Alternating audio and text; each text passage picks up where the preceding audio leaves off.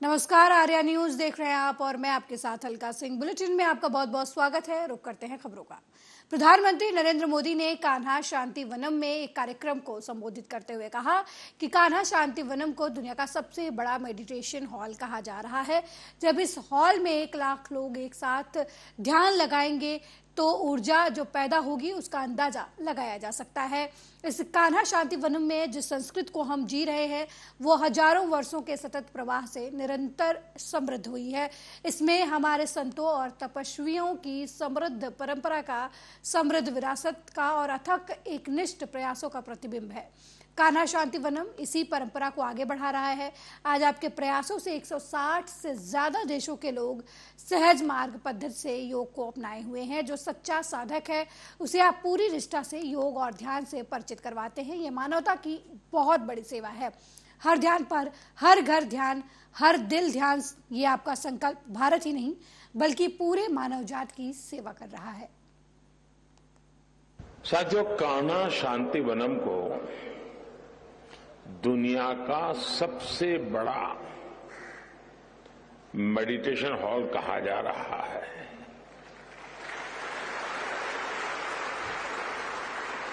जब इस हॉल में 1 लाख लोग एक साथ ध्यान लगाएंगे तो जो ऊर्जा यहां पैदा होगी उसका अंदाजा लगाया जा सकता है।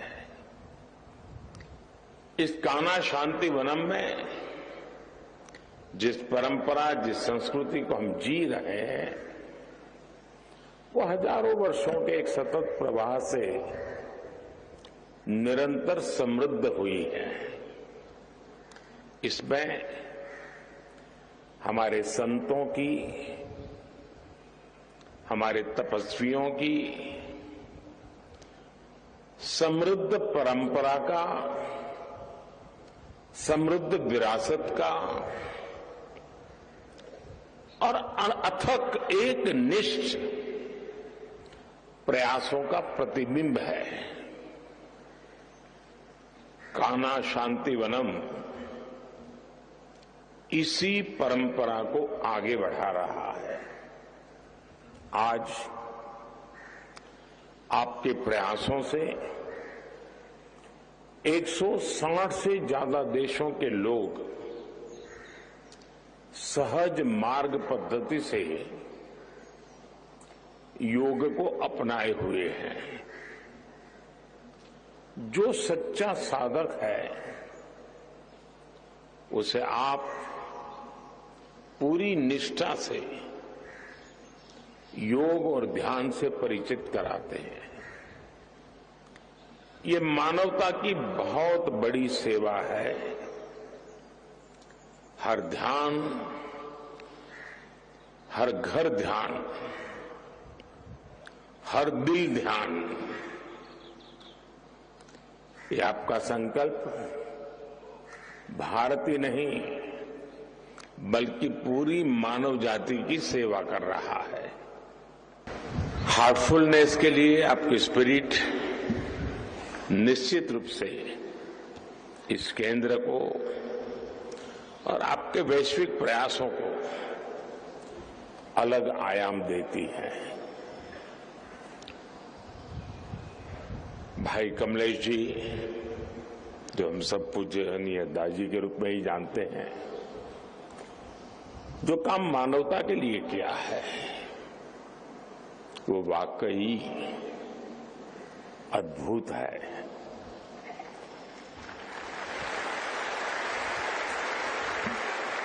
उनके इस योगदान को पद्म पुरस्कार से सम्मानित करने का सौभाग्य हमारी सरकार को मिला है।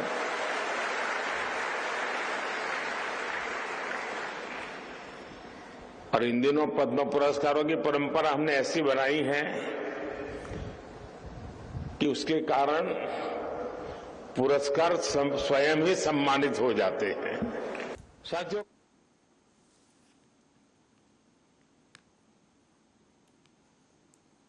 वहीं बीजेपी के राष्ट्रीय अध्यक्ष जेपी नड्डा ने तेलंगाना में किशन रेड्डी और के साथ मिलकर प्रधानमंत्री नरेंद्र मोदी के मन की बात कार्यक्रम को सुना। इस दौरान बीजेपी के राष्ट्रीय अध्यक्ष जेपी नड्डा ने कहा कि आज हमने प्रधानमंत्री मोदी को मन की बात कार्यक्रम में सुना और उन्होंने देश, समाज, स्वच्छता, आर्थिक दृष्टि से वोकल फॉर लोकल, इन सारे मुद्दे पर किस तरीके से देश आगे जा रहा है, इस पर चर्चा की।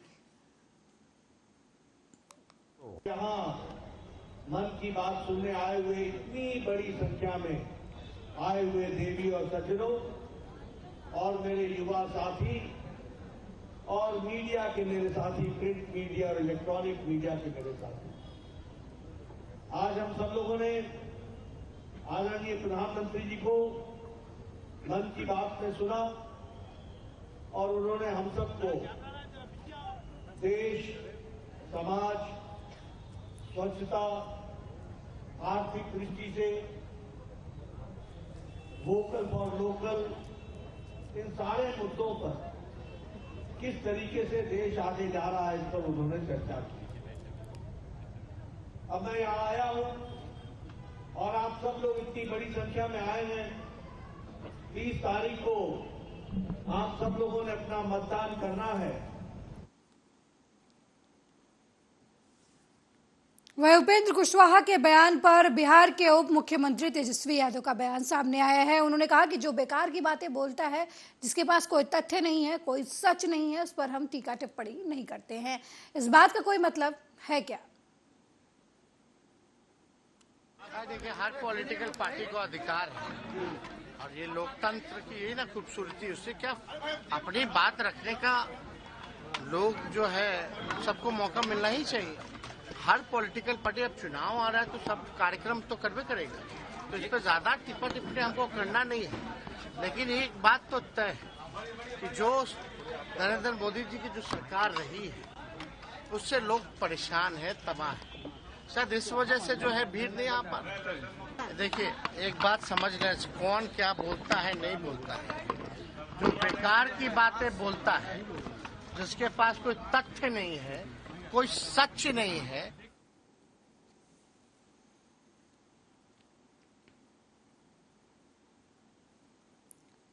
वहीं पटना में केंद्रीय मंत्री और बीजेपी नेता नित्यानंद राय से मुलाकात पर राष्ट्रीय लोक जनता दल के अध्यक्ष उपेंद्र कुशवाहा ने कहा कि एनडीए को कैसे मजबूत किया जाए, इस पर चर्चा हुई है। हम सभी 40 सीटें जीतेंगे। जेडीयू अब समाप्त पार्टी है, उसमें बड़े नेता हमसे या किसी और से संपर्क में है। समाप्ति की कगार पर है जेडीयू। वहीं आरजेडी से मुकाबले के लिए हम तैयार हैं। वहीं पर बीजेपी नेता नित्यानंद राय ने कुशवाहा से मुलाकात पर कहा कि उपेंद्र कुशवाहा से मेरा रिश्ता पुराना है। हम राजनीति में नहीं थे तब से हमारे संबंध हैं। इनकी पार्टी एनडीए का एक मजबूत साथी है। हम उनके घर आकर चाय पिए। उन्होंने सही कहा कि 40 की 40 लोकसभा सीटें हम जीतेंगे।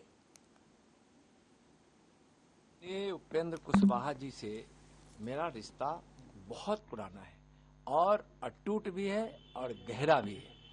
हम लोग राजनीति में थे भी, हम जिस समय राजनीति में नहीं थे उस समय से संबंध है। और अभी एनडीए के एक मजबूत सिपाही के रूप में इनकी जो पार्टी है वह एनडीए का एक मजबूत साथी है।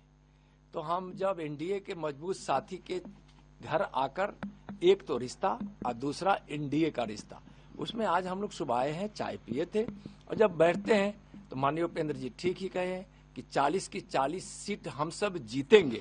तो बैठे हैं तो कुछ न कुछ तो राजनीतिक चर्चा होगी। 40 की 40 सीट जीतेगी। एक तो हम लोगों का व्यक्तिगत रिश्ता भी है, आज नहीं, जिस समय हम लोग राजनीति में क शुरू किए थे उस वक्त से रिश्ता है, तो वह अपनी जगह है। उसके चलते भी मुलाकात तो होते रहती है। बाकी एनडीए में घटक दल के रूप में हमारी पार्टी भी शामिल है। भारतीय जनता पार्टी के बड़े नेताओं में से एक नित्यानंद राय जी हैं और चुनाव नजदीक आ रहा है तो स्वाभाविक रूप से बैठे हैं, तो कुछ तो इस विषय पर भी चर्चा हुई है। क्या मायने निकाले जाए इसमें? नहीं, मायने क्या, कुछ नहीं निकालना है। एनडीए को कैसे हम लोग मजबूत करें, इस पर बात हुई है, ताकि बिहार में 40 में 40 नरेंद्र मोदी जी की झोली में हम लोगों को देना है। तो इसके लिए तो हम लोगों को बैठते रहना पड़ेगा, बात करते रहनी पड़ेगी। आप लोग कितनी सीट चलेंगे? आप लोग कितनी सीट चलेंगे? अरे इसका जब मौका आएगा तो बता देंगे। माननीय उपेंद्र कुशवाहा जी से मेरा रिश्ता वहीं अलीगढ़ के थाना क्वारसी क्षेत्र के सुरेंद्र नगर स्थित इंद्रप्रस्थ कॉलोनी में शनिवार रात अज्ञात बाइक सवार बदमाशों ने दुकान के बाहर खड़े परचून व्यापारी की गोली मारकर हत्या कर दी। रविवार को शव यात्रा के दौरान अर्थी को जीटी रोड नौरंगाबाद नवदुर्गा मंदिर के सामने रखकर जाम लगाया और शव यात्रा में शामिल लोगों ने बीजेपी और योगी मुर्दाबाद के नारे भी लगाए और साथ ही हत्यारों के शीघ्र गिरफ्तारी की मांग की। इस दौरान शव यात्रा में शामिल लोगों की पुलिस के साथ खींचतान और जमकर नोकझोंक भी हुई।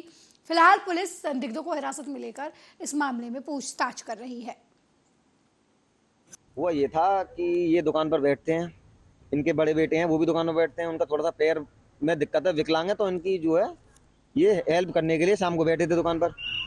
तो 3-4 लड़के वहाँ खड़े हुए थे तकरीबन दुकान से 20-30 मीटर दूर, और तीनों के मुंह पे डाटा बंधा हुआ था और तीनों चारों खड़े हुए थे। और खड़े होके वो दुकान के पास आए हैं, उन्होंने सामान मांगा था या सामान क्या किया, इतने में तो उन्होंने इन्हें बाहर कर दिया। सुरेंद्र नगर में ये अशोक गुप्ता जी का आवास है, वहीं एक छोटी सी दुकान ये करते हैं। तो जैसा बताया गया है कि अपनी दुकान पर खड़े थे, कुछ अज्ञात लोग आए और गोली मारकर चले गए। बाकी घटना पुलिस की जानकारी आने पर पूरी पता लगेगी। पुलिस अपनी जांच में जुटी है और जल्दी से जल्दी दोषियों को पकड़ा जाएगा, इसमें कड़ी कार्रवाई की जाएगी। प्रथम से क्या लग रहा है आपको? देखिए थोड़ा सा उनको रिकवरी में आने दीजिए, पहले पेशेंट की रिकवरी हमारा उद्देश्य है, रिकवरी जल्दी से जल्दी हो, ईश्वर से ही प्रार्थना करते हैं हम सब लोग, बस जल्दी से जल्दी ठीक हो।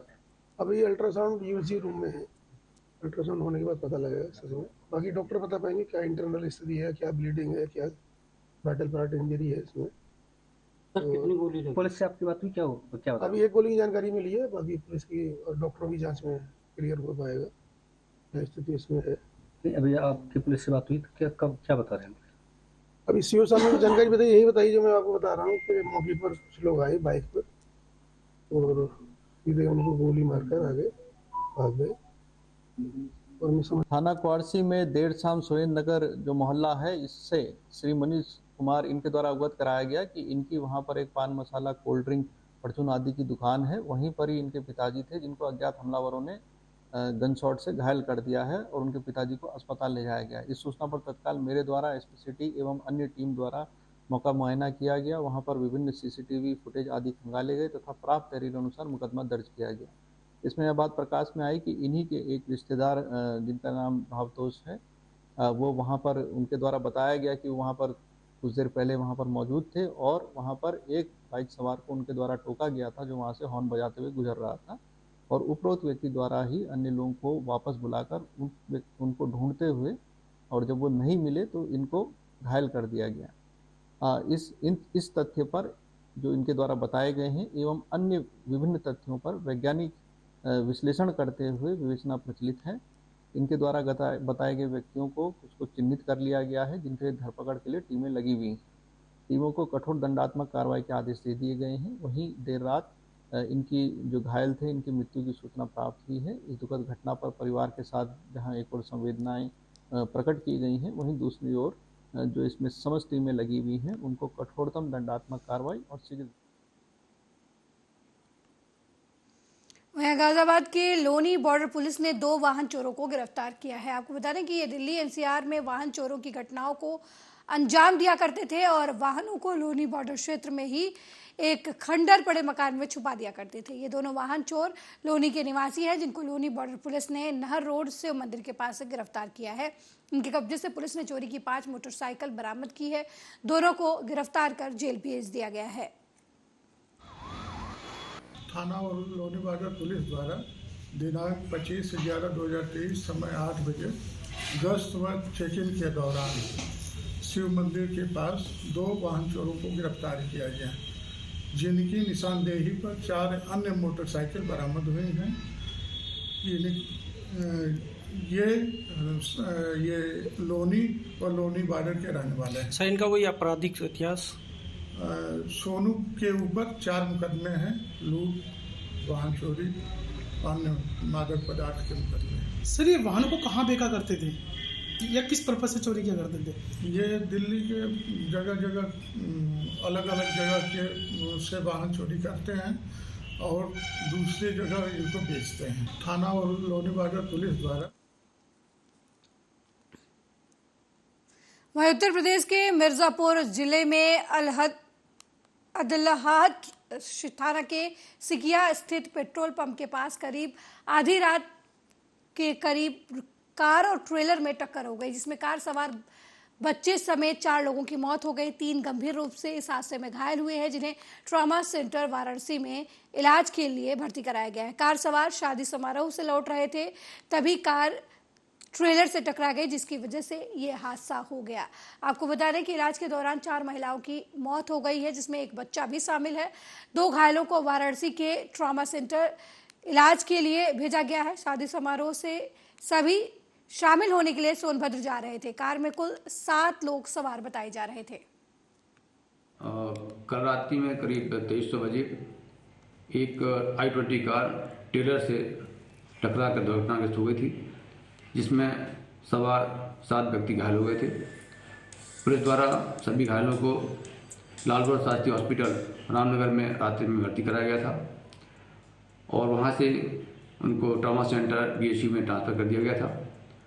अब तक सूचना के अनुसार 3 महिलाओं और 1 बच्चे की इलाज के दौरान मृत्यु हो चुकी है। ड्राइवर समेत 3 लोगों का इलाज इस समय चल रहा है। दुर्घटना कार्य करने वाले ट्रेलर को कब्जे में लेकर के उसके ड्राइवर को गिरफ्तार कर लिया गया है। i20 कार के ड्राइवर से तह लेकर के अभियोग पंजीकृत करते हुए अग्रिम कार्रवाई की जा रही है। उच्चाधिकारियों द्वारा घटना सुनिश्चित किया जा चुका है। मौके पर शांति व्यवस्था बनी हुई है। एक टेलर और एक छोटी पिकअप से घटना हुई है। इसमें लगभग 4 लोग हताहत हुए हैं। जहां तक सूचना मिल रही है कि 4 लोगों की मृत्यु हो चुकी है। जी, यहाँ ये सड़क अधूरा है और यहाँ आए दिन घटनाएं होती हैं। ये प्रशासन के संज्ञान में भी है। एक टेलर और एक छोटी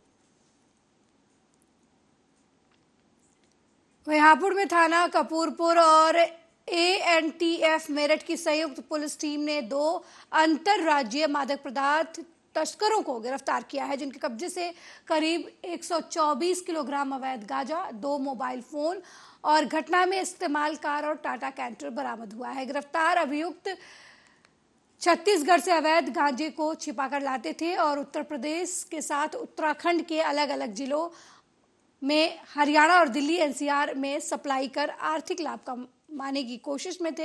हालांकि पुलिस ने उनके मंसूबे पर पानी फेरते हुए उन्हें गिरफ्तार कर लिया। जनपद हापुड़ में मादक पदार्थों के विरुद्ध अभियान के अंतर्गत थाना कपूरपुर और एंटी नार्कोटिक्स की संयुक्त टीम ने चेकिंग के दौरान आज प्रातः 124 किलो गांजा बरामद किया, जिसमें 2 वाहन, एक वैगनार गाड़ी और एक कैंटर और 2 मोबाइल फ़ोन बरामद किए गए। जो अभियुक्त गिरफ्तार किए उनके नाम चेतराम पुत्र कल्याण सिंह निवासी फतेहपुर सीकरी और प्रवेश कुमार पुत्र। मेरे साथ इस बुलेटिन में फिलहाल इतना ही। देश दुनिया की तमाम खबरों को देखने के लिए देखते रहिए आर्या न्यूज़। नमस्कार।